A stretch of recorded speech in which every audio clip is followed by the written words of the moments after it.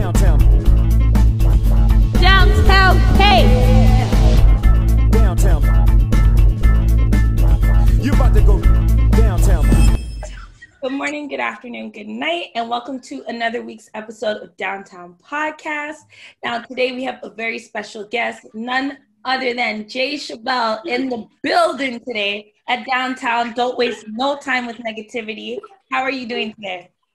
I'm doing all right. Legit. It's pandemic, election year, so many things happening in 2020. How have you been dealing with that? I mean, I take it like right now is just a really good time to like really dial in with family. So that's kind of, been my thing, is just to like spend as much time with family as I possibly can, because, we never know what's going to happen tomorrow. On top of the other thing that I've really been focusing on is just production of my music, making sure that's up to par, making sure that I'm, handling the business side of everything, becoming a little bit more familiar with like social media, and branding and things like that. I think that this year for African-American people has been a year that we take this and we kind of, we're used to surviving things anyway. But I think that this was one of those things where we were, tested to see, how we stand up against it. And I think a lot of people became business owners. A lot of people really started looking at themselves and saying, hey, if I can work, a 9 to 5 for somebody else and make somebody else millions, then surely I can take a chance at, doing what I love to do. Facts. So. Agreed. You said a whole lot, and everything was like right on point, because it's right now more than ever. A lot of my friends, family, people around me, they're like, you know what? It's time for me to get this bread for myself. I'm getting up every day doing this, doing that for this boss man. What am I doing for myself? So really happy to see everyone tapping into their gifts and their talents and really making it useful for them. Now, you mentioned your production value and the quality, I guess, of the sound of your music. And that's something that on my side of things, I'm also learning about. And obviously I want to be on par with like radio quality and Apple Music and things like that. So I have to pay attention to mics and etc. So what are some of the things, I guess, on your end of it as an artist that kind of help you to know your production value is moving up in the way you'd like? I think first, one of the first things that we have to look at is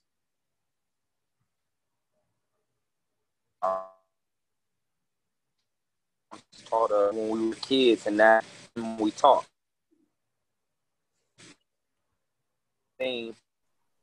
Okay, can you hear me now? Yes.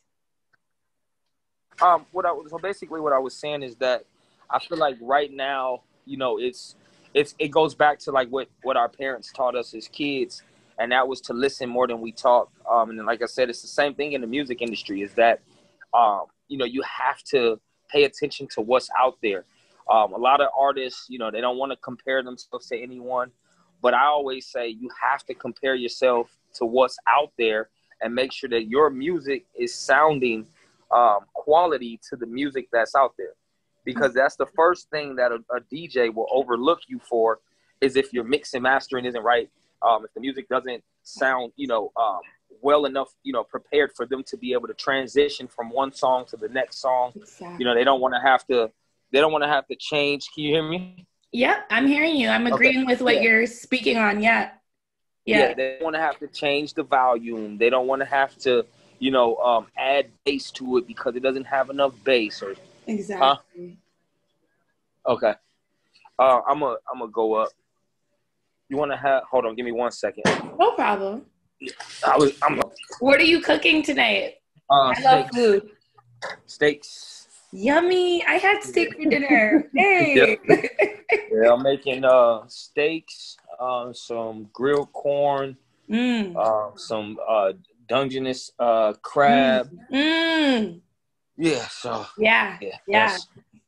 And then we're getting ready to watch this Gucci Mane and Yeah, Jeezy it's gonna versus. be on tonight. On tonight. Who are you voting for? I don't know. It's kind of hard because I'm a Jeezy fan. I come from that era for both of them, but I think Gucci has more commercial records. So just for what that's just for what I think. I don't really, I think more to me, Jeezy was more of my favorite street artist. I didn't really like when he started going mainstream. I agree. So I agree. Those trap albums in the beginning really got me through a lot of 13-hour shift days. So exactly. yeah. So yeah. Facts. But yeah, so that's kind of my thing when it comes to that is just, as an artist, being able to listen to other styles of music, listen to the way that, the music is structured, paying attention to making sure your songs aren't too long or they're not too short, just. So what would be too long of a record to you? Is it like 2 minutes and 30 seconds? I think it depends on the style of record. I think if it's a club record or if it's something that is supposed to be, something where the hook is able just to be able to be picked up on and repeated, I think like 2 minutes, 30 seconds, because what happens then when you stay around that 2 minute mark, if the hook is good, then they'll play the song again. Exactly. To be able to listen to, to be able to hear it, again and again. But if you're telling a story or you're talking about something, or the lyrical content is there, I think that you can push the the 4 minute mark. Legit. So. It makes a lot of sense because when I listen to records like Janae Aiko and SZA, I expect the tracks to be around that 4 to 5 minute mark versus a hit record that, for example, you have tracks like Money in the Grave, or for example, even your new hit record that you have Cold Summer, those type of tracks, you can't be doing that for 4 or 5 minutes straight. So you have to know the perfect time to cut it. So Exactly.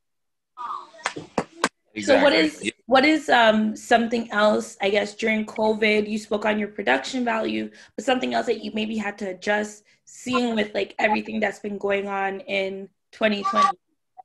I think, of course, traveling has been one of the big things.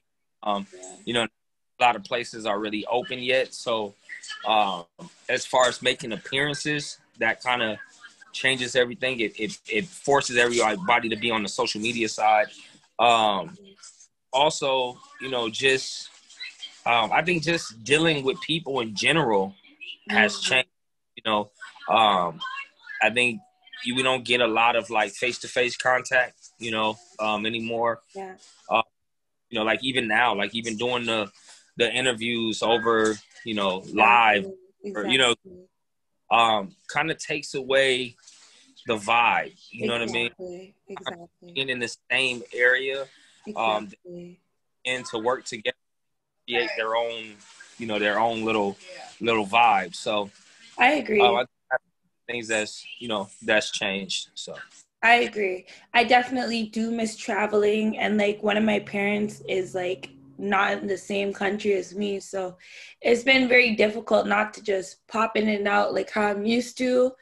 And as well as like when your parents are older, if you're being responsible about it, you don't want to put them at risk and shit like that. So it's just one of these things where I'm just hoping for the best, but we'll see what happens as things start to develop.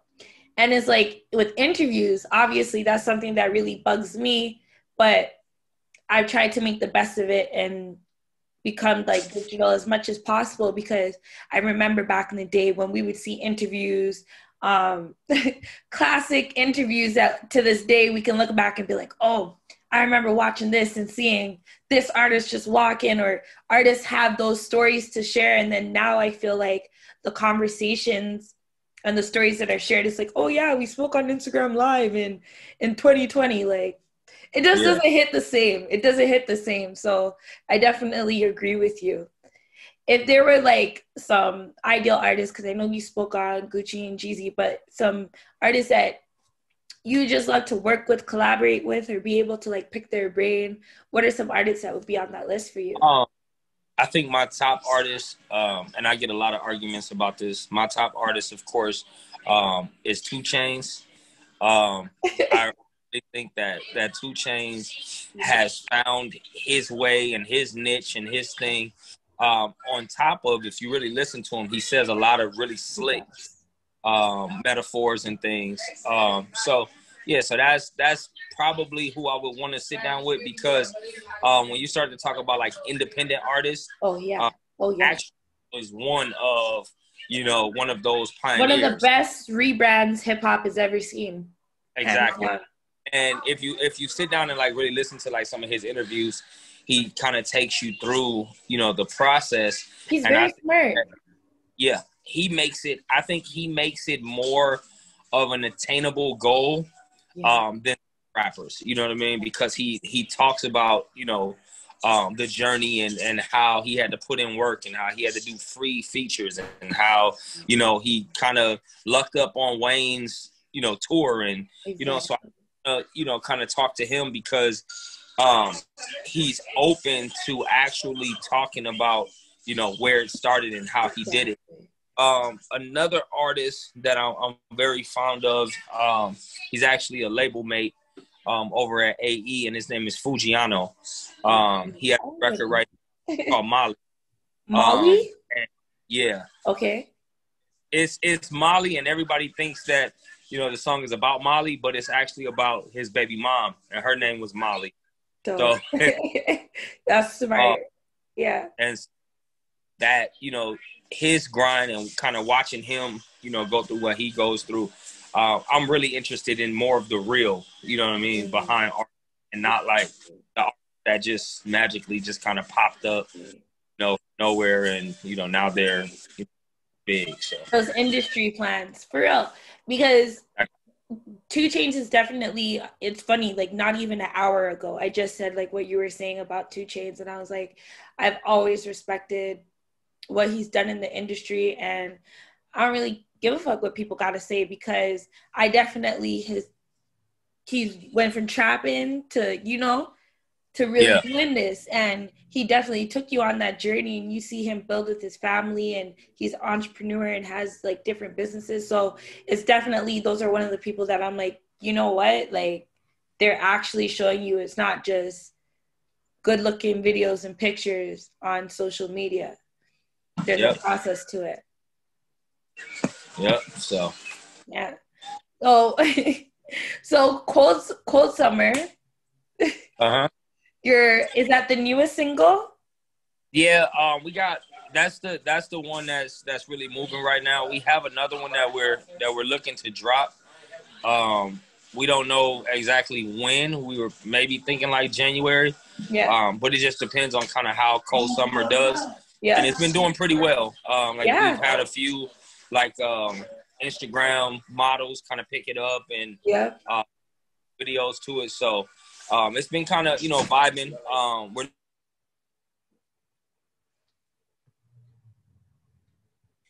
talk to. It's not, because I feel like there's a lot of fake stuff that goes on in the industry. I'm probably one of those artists that's not really super excited about getting into the industry. Oh no, we were talking about Cold Summer. That's what we were talking about. Yes. And just kind of, where that's going. So, but yeah, once the video drops for Cold Summer, we'll be able to really kind of like gauge, where it's going. Of course, it's a hot strip club record. It wasn't my favorite record. Yeah. I didn't really go like crazy over it. We played it in Magic City when I was out in Atlanta. And Magic City kind of just went up. They went crazy. So it was just like, okay, that's the one that we're going to lead with.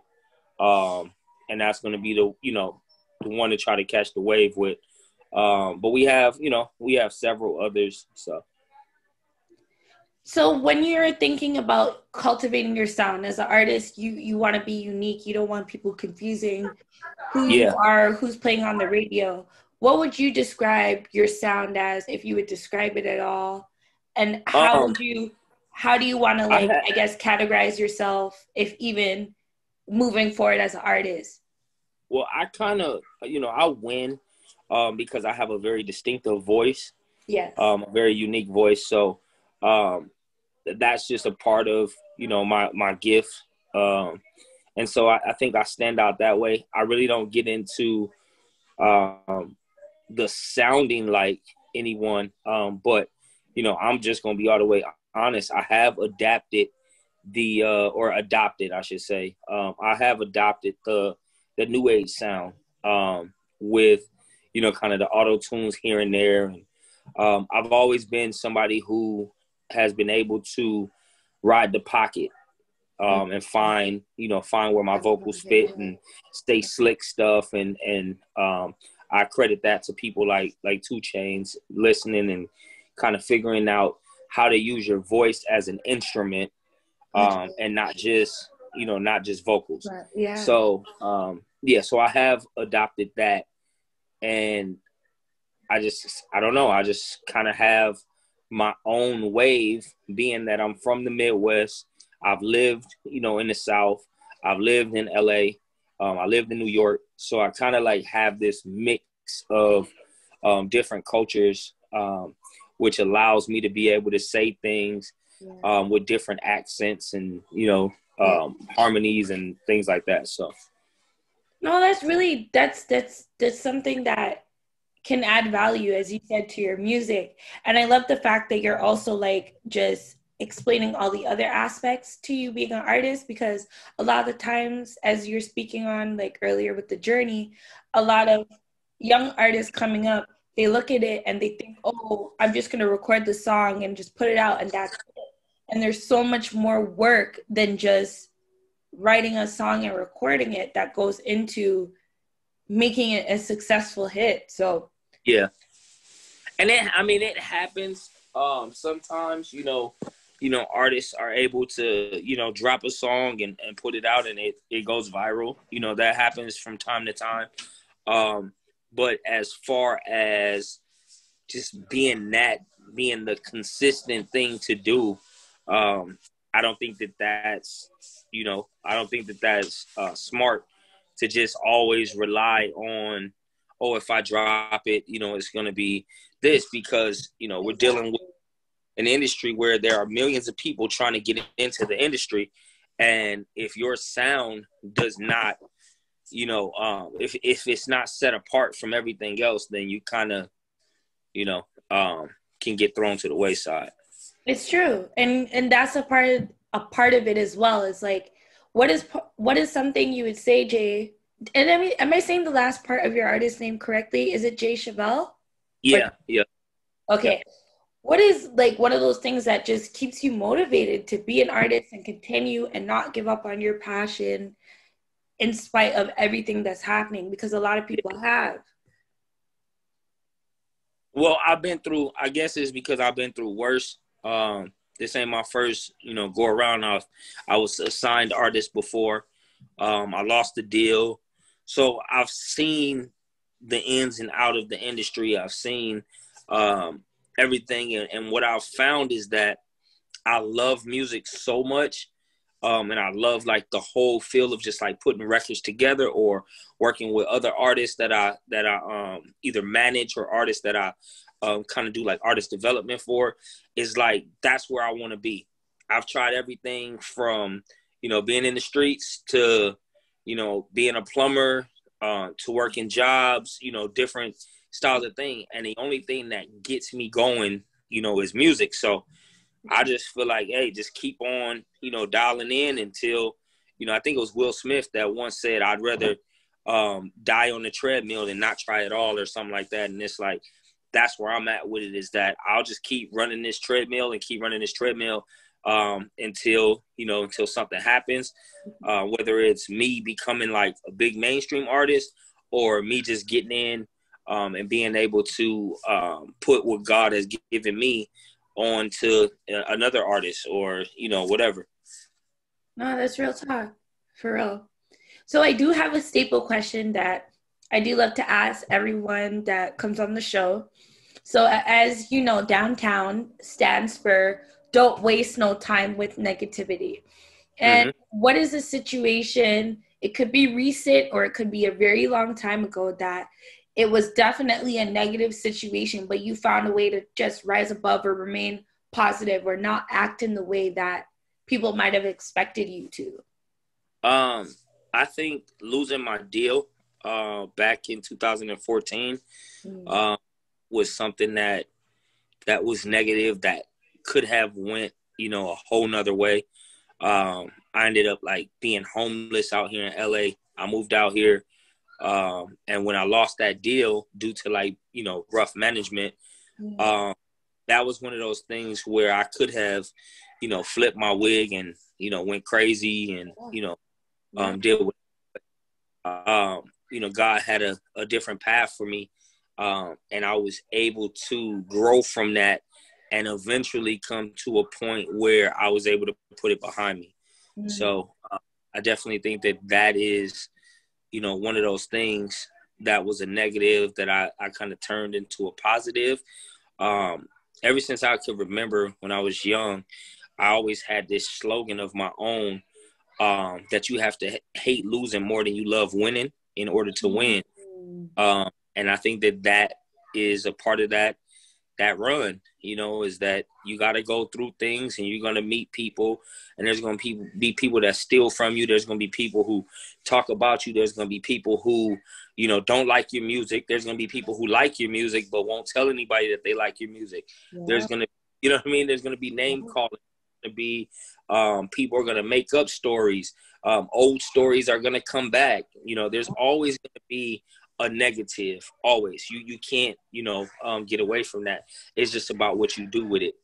And, you know, if you learn to become a person that is able to take in the negative and then spit back out positiveness, then, you know, you'll grow. You'll win every time. Facts. I definitely do agree wholeheartedly with that, because even like myself being in my position, sometimes I might see certain parts of my work duplicated, or people trying to, you know how it goes. You'll hear a sound, hear your same sound somewhere else, someone's trying to duplicate it. But instead of me going on social media and blasting and, you know, just feeding into all of that, I just decide to keep pressing forward, and I get to speak with amazing people like yourself and just know that, hey, they have to have somewhere to steal something from, and this is the original sauce. So it is what it is. Exactly. That, I mean, and you just gotta, you know, you just keep going, because, you know, McDonald's was McDonald's, and then came Burger King, and then came, you know what I mean? Like all these other restaurants, and it doesn't stop McDonald's from being McDonald's. You know what I mean? Sure. I feel like it's crazy. Like, this just came to me, and I'm literally gonna like write this somewhere and keep this on me. Is that right now? So many artists, right, get into this spot where they're like, well, where's my position? Where do I fit into the industry? And they go and they do everything to fit into the industry. They will spend all their money, and they will, try, every trick and every DM, and they will, try to copy and do whatever they can to get in. But the thing is that when this world was created, God created us each to have our own gifts, and we are supposed to be able to fit in somewhere. And if you just allow yourself to fit where you're supposed to fit, everything will be straight. You'll be successful. It doesn't matter who takes away from you or grabs from you, because that's actually inspiration, because nobody takes from nobody that's not at the top. Exactly. You know what I'm saying? And everybody is at a top, and everybody is at a bottom. There's always somebody under you, and there's always somebody above you, and if you teach the ones that are under you and respect the ones that are above you, you see what I'm saying? Then you always winning. Yeah. Like that's the whole thing behind like this music thing and industry thing, is to be able to, pass it down, grab from up here, pass that to them, and you just keep moving up to the ladder. Yeah. Facts. Like, I hope that you guys that are listening are really soaking in these facts, because that's so true. Whether the person is the janitor or the manager of the company, whatever structure you look at, you got to give respect on both levels, because you never know. Yeah. Yeah. Because even when you think about that, like when you look at the janitor, somebody might look at the janitor and be like, oh man, he's just a janitor, he's just cleaning up, but there's somebody that's looking at the janitor and being like, oh my God, I want to be that type of janitor. Like, I want to be that janitor. Like, I want to be just like that janitor. I want to do everything. I want to clean up. I want to mop. I want to do everything just like that janitor. Facts. A little bit of nerd talk. I love this show that just came out on Netflix called The Queen's Gambit, and it's about like chess. I'm not sure if you've seen it, but basically this girl that became like America's number one player, or sorry, I should say woman, became America's like number one player for playing chess. Like, she beat the Russian, like it was a thing like back then in the day, especially because women weren't allowed to like really play chess. And she learned how to play the game from a janitor. She learned how to play the game from a janitor. And I looked at that, I'm like, wow, she became number one in like the world because she had to beat the US Open, everything. And she learned her craft and that talent because she was stuck in an orphan school because, her parents committed suicide from the janitor. So as I said, you can't judge a book by your cover, and I've always been raised to have manners and respect to everyone, regardless of who you are. So it can definitely. It's crazy that you said nerd. Let me show you something. I think I can show it to you. I got a big nerd on my neck. Stop it! I love it. I see the glasses. And I got like, hold on. Let me show you. What inspired that tat? I got Nerdo on my arm. Yeah. I got another nerd right here. What? Like, that's probably why we got linked together. Yeah, like I'm super nerd. So yeah. So what is, if you would if you feel comfortable enough, what is a nerd thing that you're into that probably people wouldn't expect looking at?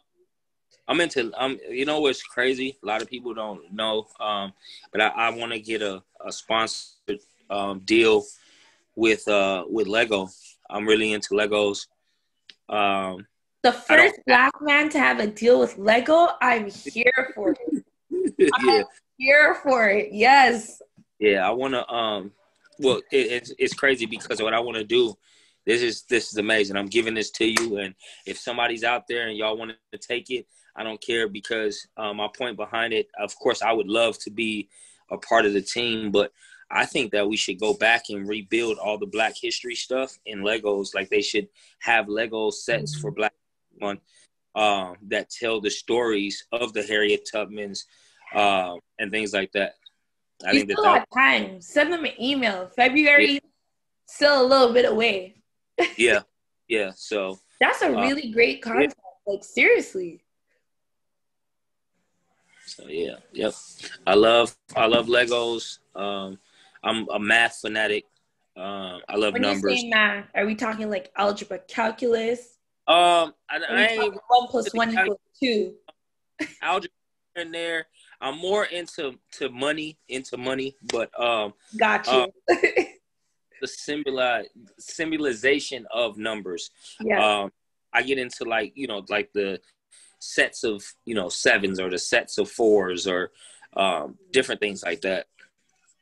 You think differently. So what inspired those tats of nerd and nerdo and the faces? What inspired them? I used to so when I had my deal before, I went by the name Smart Guy Chevelle.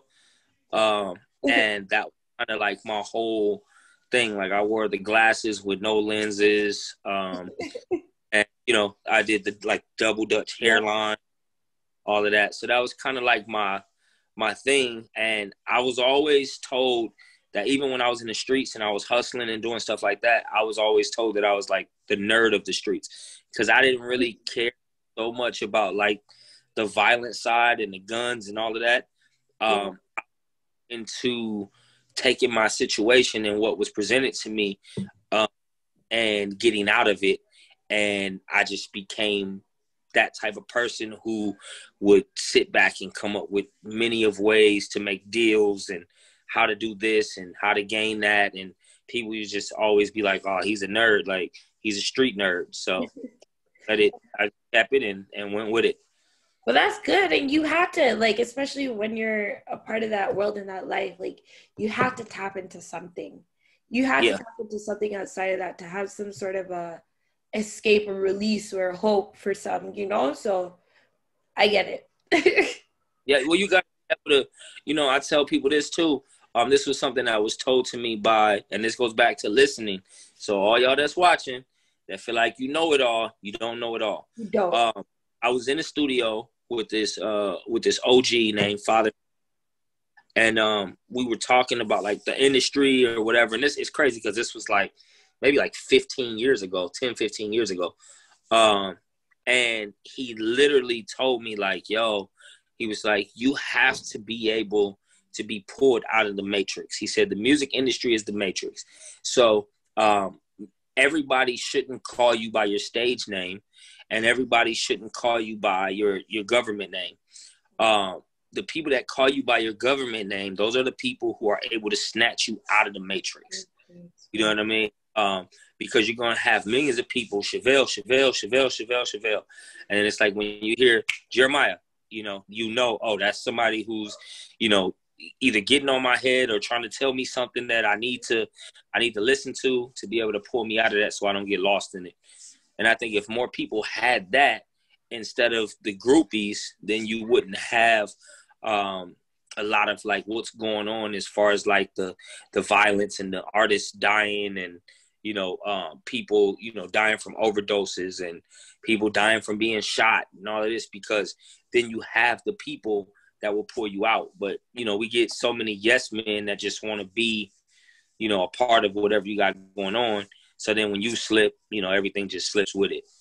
Facts. It's very sad, like what's happening in the hip hop culture right now. And it's just like, my anxiety is at an all-time high, because every time I start to read a post on the internet, I feel like at the end of it, you're telling me that this person's gonna die or they're dead. It just feels like all the news have been negative, you know? Yep.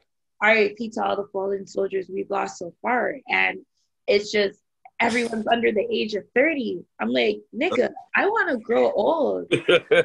I really do. Like, hey, Skylar, can you shake the stakes? Oh, okay. Look. Yeah, like, y'all are playing out here. I want to live long. I want people to make fun of me for walking with a cane. I want to go through all of that. Yeah. Yep. You know? Yep. And that's, you know, but the only way to do that is to make sure that you have the right circle, you know, people who genuinely care about you. I could say that honestly, I have a circle that they don't give a fuck, excuse my language, if I have $1 billion or if I have $5. They love me the same. You know, if I have $5, they're going to be pushing me to make $10. If I have $1 billion, they're pushing me to make another $1 billion without going, you know, outside of myself. They're there to be like, hey, you know, okay, just because you made $1 billion don't mean you can go spend 10 million. Or, you know, if I say, oh, I'm gonna do what I want to do anyway, I have the type of people around me that will cut me off, that will stop talking to me, that will, you know what I'm saying, just to bring me back to where I need to be. So I think that's one of the biggest things is that a lot of people just don't have the right circle. You know, rest in peace to King Von, but you didn't have the right circle around you. You didn't. And that's, you know, and that's kind of what the game comes with. You know, it doesn't leave, you know, just because you become this big artist, whatever beef you had in the streets doesn't die down unless you know, approach it and come face to face with it. Other than that, it's going to always be the same beef, the same problems. So it's true. And it's very unfortunate that young kings like King Von, Pop Smoke, you know, we have to lose them like that. Mo 3, you know, especially the Mo 3 one kind of hit me a little bit more than I expected because I really love to watch the podcast with Mike Tyson, Hot Box, and Boosie was just on there with Mo 3. And literally through watching it, and I was saying to myself, Mo 3 really looks like a good guy to have around Boosie, you know? And then Mike was, you know, kind of trying to educate Boosie a little bit and telling him about his circle and et cetera, et cetera. And I jokingly looked at, like, was just observing the interview because that is a world that I study and do my homework. And I was looking at Mo 3 like, yo, he's probably so happy that Mike is telling him this right now. He's probably the one at the crib being like, Boosie, you can't. And Boosie's like, shut up, little nigga. So, and then not even 2 weeks after that aired, hating niggas, you know? So But see, I am with you and agree with you 100%. My only issue with Mo 3 was when somebody, I'm trying to remember who it was. I think it was Gilly the Kid who said it. He said, when you get blessed, right, with the opportunity to get out of the hood, right, leave. You have to change your ways. You have to change the environment.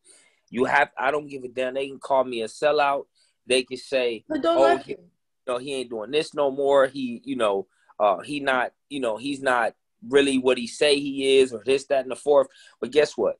My life has been rough. I've been through it. I'm so dope. I've been in situations. I've been in shootouts. I've been the whole 9 yards, right? And where I am right now, I love being where I am. I love being safe. I love that, I'm not beefing with nobody. If you want to hear my street shit, you go listen to my music and you can hear where I can. But as far as me proving a point to you in the club that what I said on the record, you know what I mean, is what's going to happen. I'm not for that. You know what I mean? Like I'm not scary. So if it goes there, it goes there. But you can best believe that I probably, you know what I'm saying, am going to be paying attention and watching my moves and watching how I move, and the people around me are going to be making sure that it does not escalate to something that's going to get me locked up. Yeah. You see what I'm saying? I completely agree. Even not recent, but situations happen, and like people's response is like, oh, you're going to let that person disrespect you like that, and you're not going to like turn up or whatever. I'm like, yo, I got shit to lose. Like, yeah. And when you have shit to lose, you got to think like that. Exactly. You know what I'm saying? But it'll be that all you soft, or you ain't with the rah-rah. Then I'm not with the rah-rah. I'm with the paycheck. I'm with the taking care of my kids. I'm with the, being around to see my grandkids. I'm with all of that. So if that means that, I have to move, or I have to, walk away from a situation and not let it escalate, or I got to pull my beefs. If I have to pull my beefs to the table and say, hey, look, let's sit down. Let's talk about this. Look, this is why I don't like you. This is why you don't like me. We don't have to be cool. We don't have to do none of that. But look, I want to see you around, and I want to see you raise your kids and your grandkids. And I hope you want to see me around and see me raise my grandkids. Exactly. If you know what I mean? And unless I've done something to you that totally violates you, like if I killed, one of your loved ones, or or something like that, then I can understand how that could never. Real beef. Like that's real beef. But I'm not going to be beefing with you because you took my girl, or because you sold more dope than me on my block, and I'm offended, and my homeboy don't like your homeboy, so this is what we're gonna do. It's not happening. Yeah, no. And thank you so much for saying that, because one, I'm very happy that we're able to be sitting here having this conversation today. So blessings to you for that. Blessings to you too. More thank you. And more young people just really need to hear this talk from people like yourself, people like myself that have just been through some shit in life where it's just like, yo, we had to really swear to God to be like, yo, I promise to go to church every Sunday. Da, da, da, da, da, da, if you get me out of the situation. So I definitely hope that more people just want to grow old and want to live old and experience that part of life. It's a beautiful thing. Like, I don't want to die young. Exactly. No. Exactly. Not without, the only way I see, me dying young is that I accomplished what it was that you were God sent me here for. Mm-hmm. And then me dying young was the result of somebody else living longer.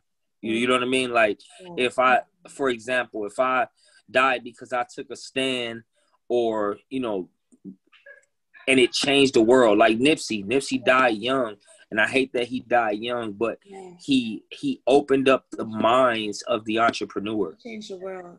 You know what I mean? He changed the world. He was a part of the stock market. Like what? Like the stock market was talking about Nipsey. And it's like, I hate he died young. But what he left behind. He was really about to. Yeah. Get on niggas. Yeah. But he did. The crazy thing is he still did. He opened it up for people to be able to realize and be like, you know what? I can do this. I really can be the master of my own thing. I don't need a record label. I don't need, all of what they say I need to be a part of the industry. He opened up that door for people to be able to, just like myself, just to jump in and be like, hey, we're going to do this independently. Whatever comes from it, whatever God blesses me with, fine, so be it. Thank you. And, stop, no greed, and just go after what my piece of the pie is. Yeah. And I just want to say, like, R.I.P. Nip, like, that one really still to this day, like, hit me really hard because he's someone's music that I definitely fuck with. Like, in the mornings, whenever I'm doing interviews, I'm working, like, I'm playing certain artists. I'm playing Rick Ross. I'm playing Nipsey Hussle. There's certain people that I literally play to get me into the mindset of true hustler spirit, to be honest. Yeah. He was a real king, in my opinion. Yeah. And not just in the sense of like, oh, he's with Lauren London and shout outs to her and stuff like that, but in the way he maneuvered and carried himself and dealt with his family and his thinking and crossing over and what he was trying to teach everyone when it came to Dr. Sebi and your health and just so many things, So it really was a real loss for everyone. Definitely. When it comes to Jay Chevelle and what you want people to solidify with your name and to remember or know when they hear the name Jay Chevelle, what would be on that list?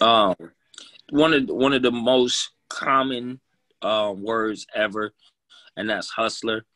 I'm a hustler, and I say that in the most humblest way ever, that I go out and I will get it by any means necessary for me and my family.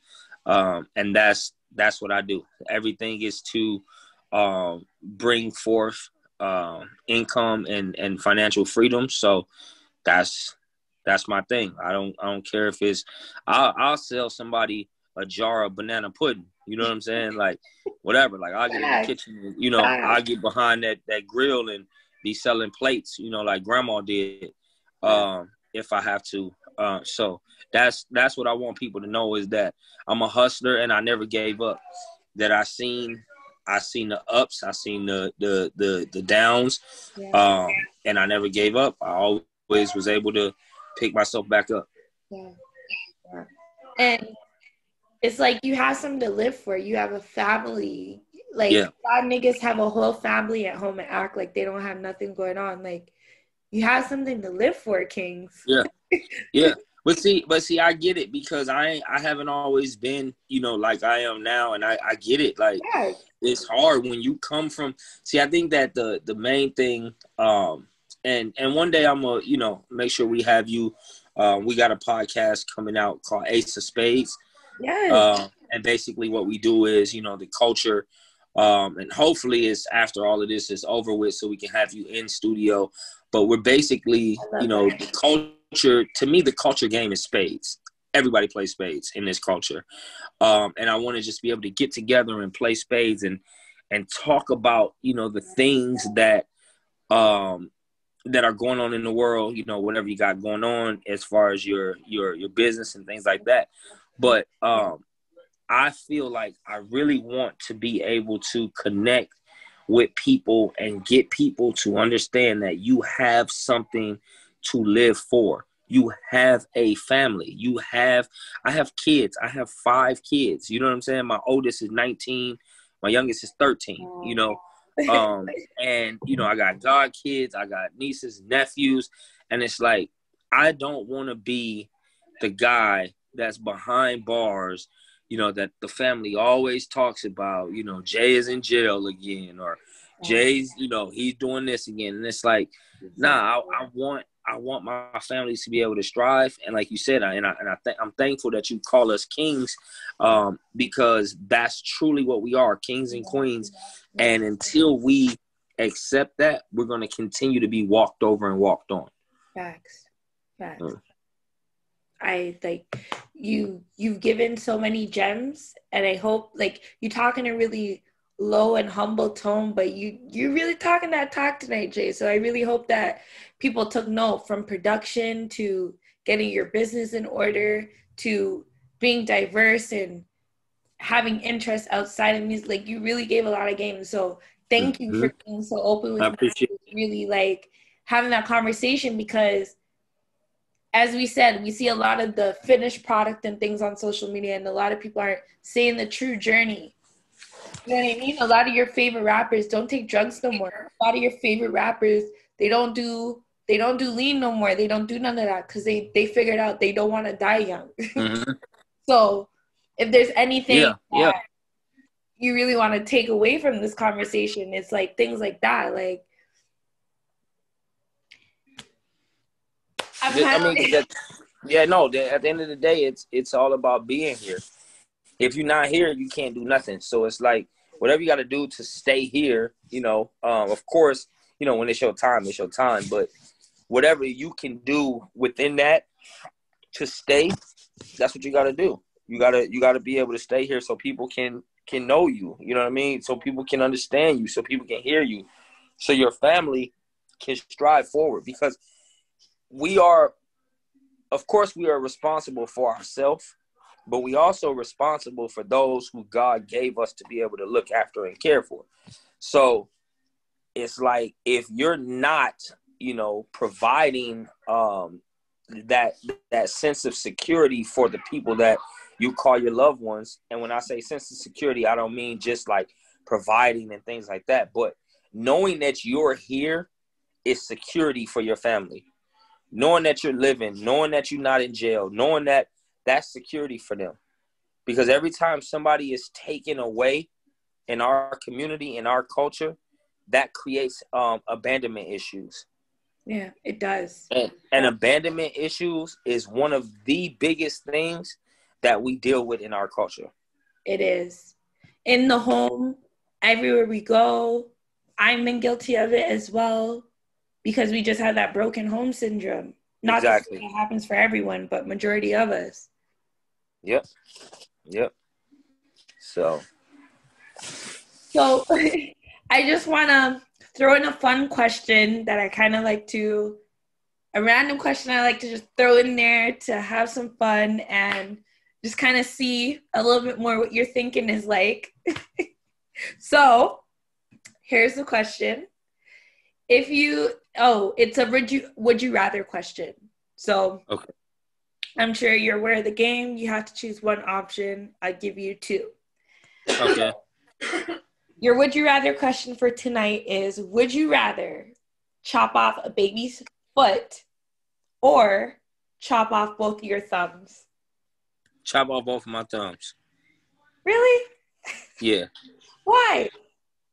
Well, I'm not going, I mean, I'd rather give up, for me, I'd rather give up something that I have to save a kid or a baby. You know what I mean?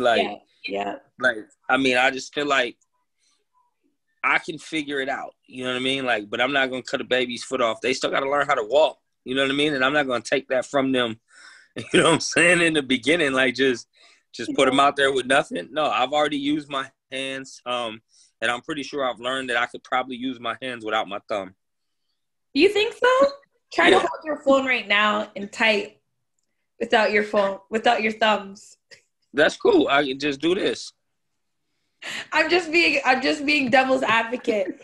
You're a good guy. You're a good guy. Cause like It's gonna take a while. I mean, it's gonna take a while for me to text, but I mean, it's gonna take that baby a little bit longer to learn how to walk without legs. you're really nice because 98% of the people that I ask that question, they're like, chop out that baby's foot. That baby doesn't know what life is with 2 feet. Yeah, that's figure it out. That's messed up. That's dirty. And plus, I don't want to have to be the one to carry that baby around when that baby is an adult. You don't know the baby. Oh, see, you didn't say that. Even still, I don't want to be the one to have to feel the guilt when that baby, can't run in track. That baby can't play basketball. That baby can't do any fun dancing. I don't want to be that guy. I hear you. You're making me feel bad, but I hear you. I want to give you just one more, and then I will let you go. So I like to kind of ask this one as well to see where your head is at. So if you were given the option to be known for curing world hunger, or you get 500 M's one time, which would you choose? Can I feed the world with the 500 million? You can do whatever you want with your 500 mil, but either you're going to be known for you would cure world hunger and be known for it, or you get 500 mil one time. I think it's weird because I'd rather have the 500 million and cure hunger, but not be known for it. Why? Yeah, I don't want to be known for it. How come? I just don't want the position of that. Like I'd rather just do it, and it be done and people not know, just because like I don't want to do anything for clout or for, can't think of the word that I'm trying to find, but I just don't want to be that guy where it's like, oh, he cured hunger. Like, it's like, no, that's what you're supposed to do if you get the chance to do it. Like, I don't think anybody should get like the hero reward for that, I see what you're saying. I never heard it that way, but that is a very interesting perspective. But I totally get what you're saying. No, that makes a lot of sense. I feel like we live in a time where everybody, wants to be known, for what they do. It's like feeding the homeless. Like I don't turn my phone on, when I feed the homeless. Now,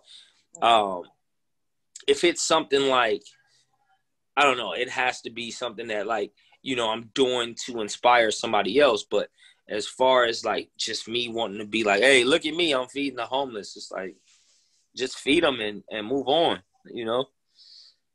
So it's so many things that's wrong with. I agree. Wanting to be the guy that's known for that. Like, who cares? You fed them. Now they're not hungry anymore for that day or whatever. Facts. Yeah. So, what is there anything last words that you would like to share with everyone? Where can everyone find you, hit you up? Where can we listen to your music? Right. Well, I'm everywhere. I'm on all the platforms. It's Jay Chevelle, JayChevelle, like the car is spelled. The number 1 on Instagram and Twitter. But if you just Google Jay Chevelle, it'll pop up everywhere. as far as like just last things, you know, to say is just, you know, just be safe out there. You know, make sure that, you know, for all you men, kings, make sure that you're taking care of your family and that you're protecting your family. This is not any time we living in a time where it's not the time to be soft, soft-spoken, stand up, get back to your roots. I'm not racist at all. So what I'm about to say, you know, if you out there, you take it how you want to take it, but don't take it the wrong way. Yeah. Is that, you know, let's start getting back to our women, you know, Black. Let's start getting back to our women right now. I don't care what you do, you know, in the next, you know, 20, 30 years, whatever. But right now is a time where you need to protect your woman, you know, because they're going to protect theirs. If you get into an argument with a Caucasian woman right now, you know, you're going to jail. The level of jail is going to be different for you. The process is going to be different. So we have that same approach and standard when it comes to our women, that we are not going to stand for any disrespect. If you want to know what I will go to war for, what I will pull my guns out for, is my people, it's the youth and the women. Time for us to stand up and make sure that happens. I agree. Thank you so much, Jay Chevelle. Everyone, this has been the conversations you never get to hear with Jay Chevelle with Downtown. Don't waste no time with negativity. And I'm hoping you all have an amazing week and you listen and re-listen and listen again and stream his music and support, because us kings and queens, we have to support each other. So thank you so much, Jay, for the opportunity. All right, definitely. It was an honor. All right, you too. About to go downtown.